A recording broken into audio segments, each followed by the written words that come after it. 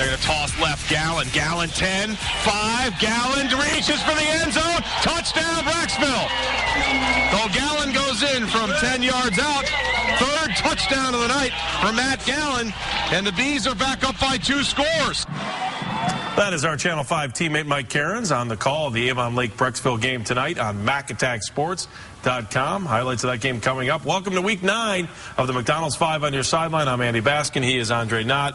He's the Breeze, Jacko Breeze. It's nitty-gritty time, but no, your let's see your free Gilmore Academy don't want you to feel left out, so they sent you something. That was and nice. It's free. And it's Brother free. Robert, thank you very much. Why do you have a Notre Dame hat on in his high school football? That's not free, is it? No. That's why he's wearing it. Everything's free. Let's get right to the highlights this week because there were some big games. 8-0 Copley, 8-0 Talmadge to start things up. We picked things up at halftime. Talmadge up 20-0 and on the move. Anthony Grotto finds the rollout and gets Andrew Burnett and takes it down the right sidelines there for the first down. Later on the same drive from 2 yards out, Dylan Getz takes the handoff. He punches it into the end zone. 27-7 Talmadge leads. Copley not giving up. Lou Gigliotti out of the shotgun. Scrambles. He finds C.J. Chapman on the goal line. He makes the catch and the score 27-14. In the fourth quarter now, Copley at the 15. Gatto to his right finds Jacob Wood at the 3, takes it in for the score. Talmadge remains unbeaten, 34-14.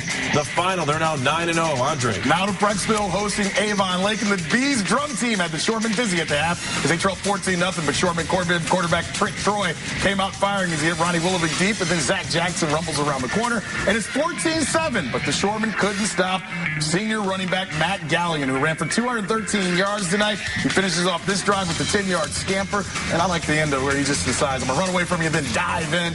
Even the young Bees got into the celebration tonight as Brecksville wins 21-14. That's the final. And I'll tell you what, guys, there was a lot of surprises tonight, but Breeze, that was a surprise that team was able to beat Avon Lake. Brecksville not only had a good offense, but their defense played very well, and one of the players was Jake Hawk, who played the game with a bandaged right hand. He hurt during the lacrosse. Brecksville's got a good home field advantage, too. I mean, their crowd is great. The Beehive's a great place. They've got 800 people in the band. Right. The band was awesome tonight. We had to get them in there. Dan Kalinsky does a great job as a director over there. There you go. Let's say thank you to everybody.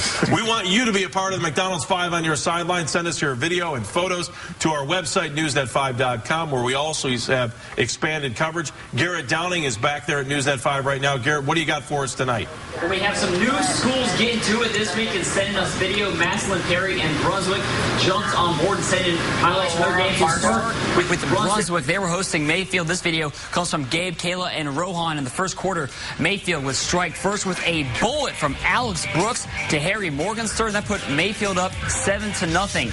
Brunswick would try to fight back, and quarterback Kevin Ullman finds wide receiver Steve Euler, and they would score later in that drive, but then Mayfield gets right back to it, and Morgenstern does it on offense and defense, pick 6.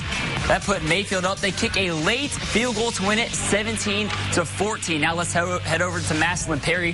They hosted Jackson and Jordan Bradley and Karina Schilling sent in this video from Mr. Brown's class in the first quarter. Perry goes up early with a 17-yard run by Joe Tays to make it 7-0, and then Perry would get back to it with a run by John Miller. That made it 21-7 at that point, and Massillon Perry goes on to win this one on senior night, 49-28. So again, thanks to Brunswick and Massillon Perry for sending that video tonight. And remember, you can send in video to the show and for Newsnet5.com. We want those highlights, especially with the playoffs just 2 weeks away. So get on board just like Brunswick and Perry did tonight.